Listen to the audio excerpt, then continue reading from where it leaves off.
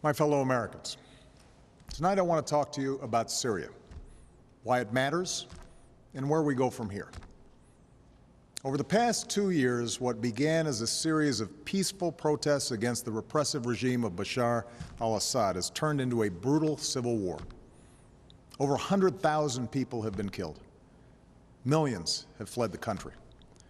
In that time, America has worked with allies to provide humanitarian support, to help the moderate opposition, and to shape a political settlement.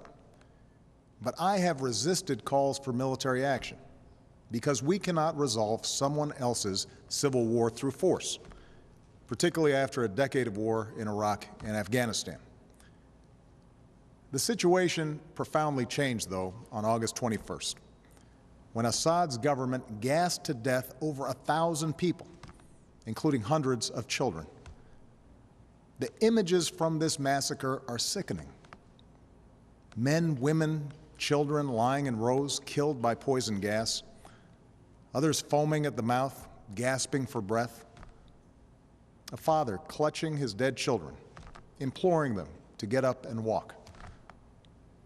On that terrible night, the world saw in gruesome detail the terrible nature of chemical weapons and why the overwhelming majority of humanity has declared them off limits, a crime against humanity, and a violation of the laws of war. This was not always the case.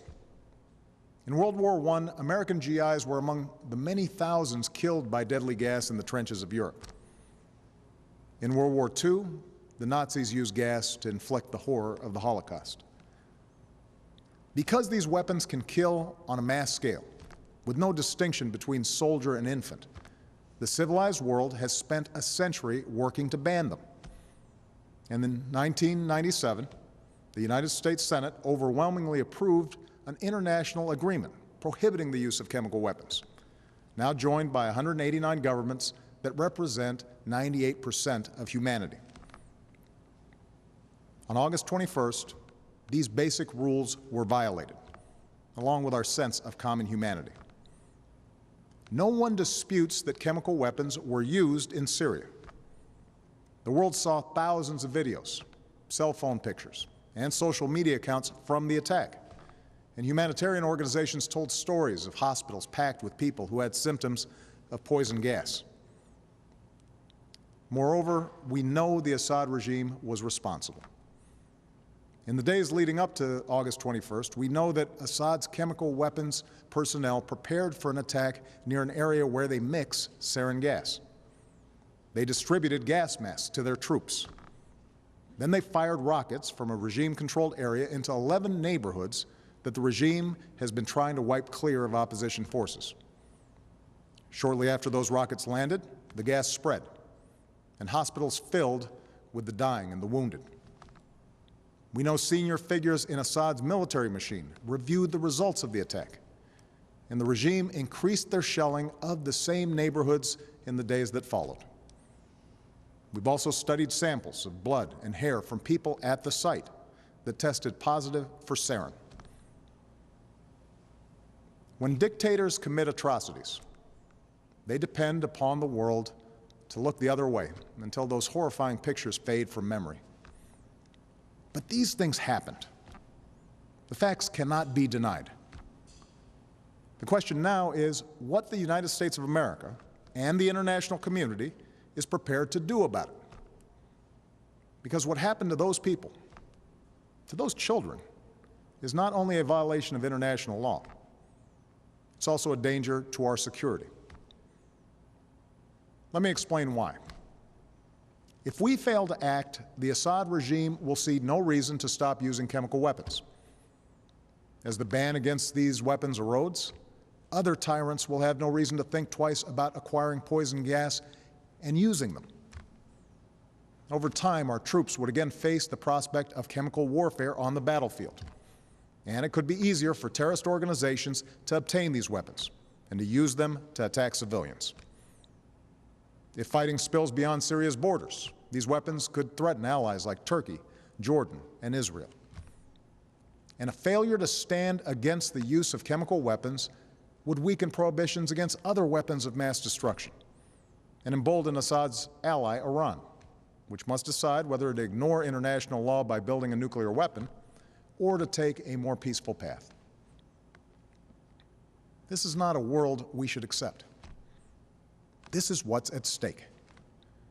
And that is why, after careful deliberation, I determined that it is in the national security interests of the United States to respond to the Assad regime's use of chemical weapons through a targeted military strike.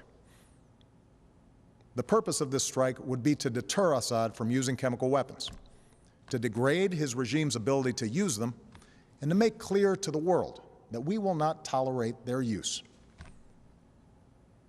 That's my judgment as Commander-in-Chief. But I'm also the President of the world's oldest constitutional democracy. So even though I possess the authority to order military strikes, I believed it was right, in the absence of a direct or imminent threat to our security, to take this debate to Congress. I believe our democracy is stronger when the President acts with the support of Congress. And I believe that America acts more effectively abroad when we stand together. This is especially true after a decade that put more and more war-making power in the hands of the President and more burdens on the shoulders of our troops, while sidelining the people's representatives from the critical decisions about when we use force. Now, I know that after the terrible toll of Iraq and Afghanistan, the idea of any military action, no matter how limited, is not going to be popular. After all, I've spent 4.5 years working to end wars, not to start them. Our troops are out of Iraq. Our troops are coming home from Afghanistan. And I know Americans want all of us in Washington, especially me, to concentrate on the task of building our nation here at home, putting people back to work, educating our kids, growing our middle class. It's no wonder then that you're asking hard questions. So let me answer some of the most important questions that I've heard from members of Congress and that I've read in letters that you've sent to me. First, many of you have asked, won't this put us on a slippery slope to another war? One man wrote to me that we are still recovering from our involvement in Iraq. A veteran put it more bluntly. This nation is sick and tired of war. My answer is simple. I will not put American boots on the ground in Syria. I will not pursue an open-ended action like Iraq or Afghanistan. I will not pursue a prolonged air campaign like Libya or Kosovo. This would be a targeted strike to achieve a clear objective, deterring the use of chemical weapons and degrading Assad's capabilities. Others have asked whether it's worth acting if we don't take out Assad. As some members of Congress have said, there's no point in simply doing a pinprick strike in Syria. Let me make something clear. The United States military doesn't do pinpricks. Even a limited strike will send a message to Assad that no other nation can deliver. I don't think we should remove another dictator with force.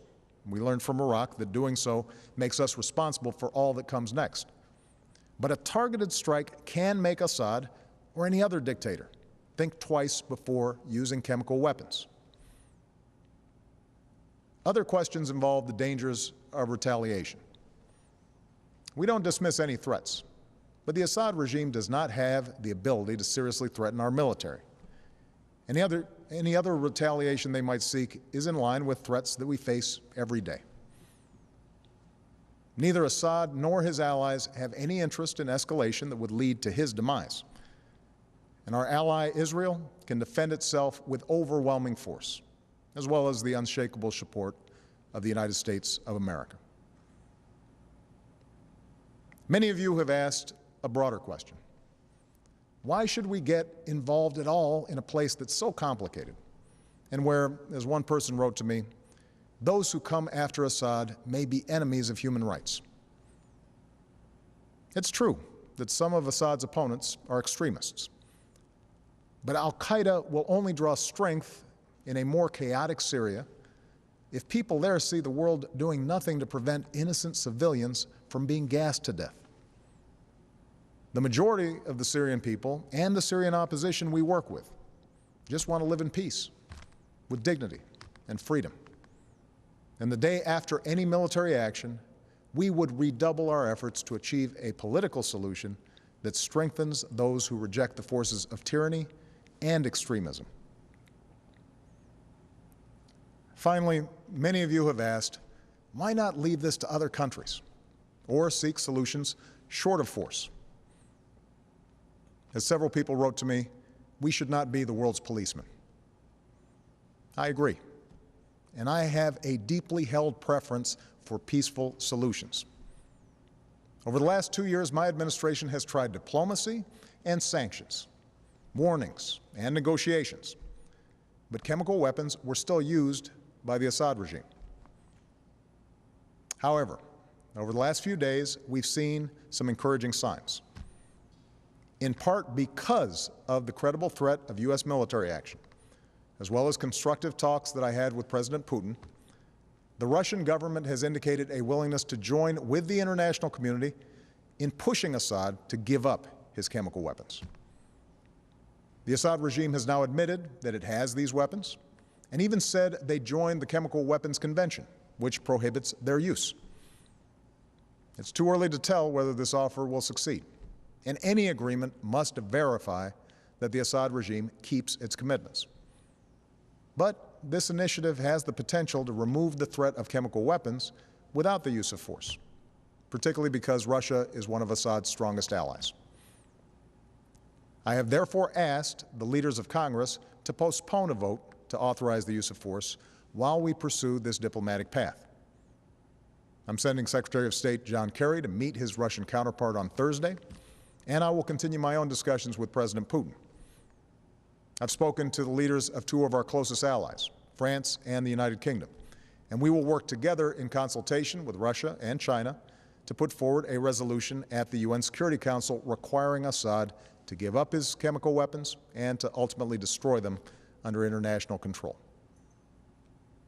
We'll also give UN inspectors the opportunity to report their findings about what happened on August 21st. And we will continue to rally support from allies from Europe to the Americas, from Asia to the Middle East, who agree on the need for action.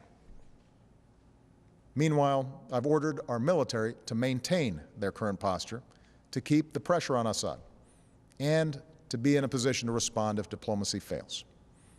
And tonight I give thanks again to our military and their families for their incredible strength and sacrifices.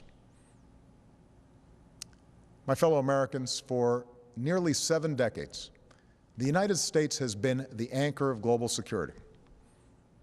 This has meant doing more than forging international agreements. It has meant enforcing them. The burdens of leadership are often heavy, but the world's a better place because we have borne them. And so, to my friends on the right, I ask you to reconcile your commitment to America's military might with a failure to act when a cause is so plainly just.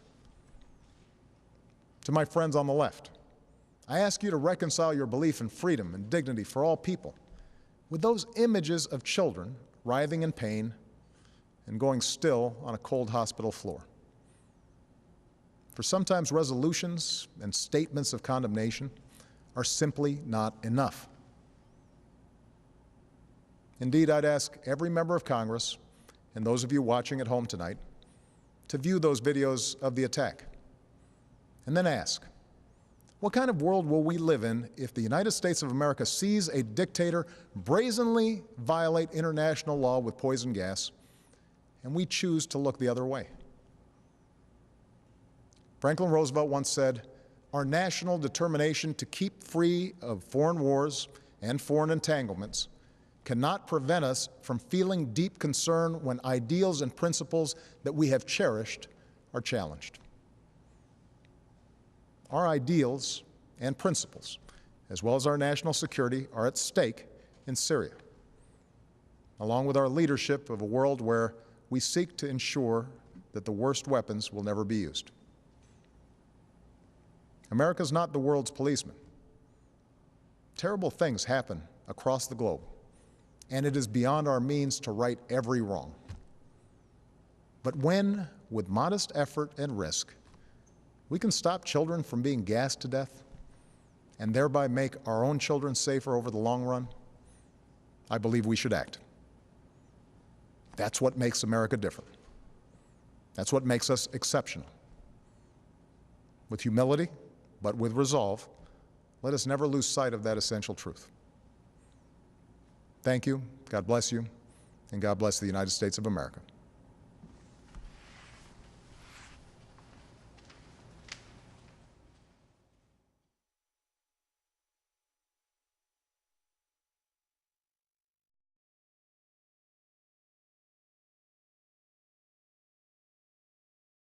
This has been a Sunfish production.